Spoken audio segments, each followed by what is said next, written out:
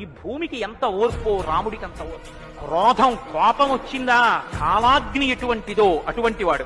రామచంద్రమూర్తి ఒకసారి చంపేస్తానని ప్రతిజ్ఞ చేసినటువంటి వాణ్ణి రక్షించడం అన్నది మాత్రం ఎవరికీ సాధ్యం కాదు. రాముడు యుద్ధం చేస్తే కోదండానికి బాణములను సంధించడం మొదలు పెడితే ఆయన భుజములు తాండవం చేస్తాయిట. ఆయనే కోదండం పట్టుకుని బాణాలు వేస్తే భుజములు రుద్రతాండవం చేస్తాయి. అటువంటి వాడన్నాడు కోదండాన్ని పట్టుకుని నారాచ బాణ ప్రయోగం చేస్తున్నాను, పక్షులు కూడా ఎగరవు, దేవతా సంచారం ఉండదు, నా సీత ఏమైందో చెప్పలేదు కాబట్టి దేవదానవ గణములతో కలిపి సమస్త బ్రహ్మాండములలో ఉన్న ప్రాణులను సంహారం చేస్తున్నాను.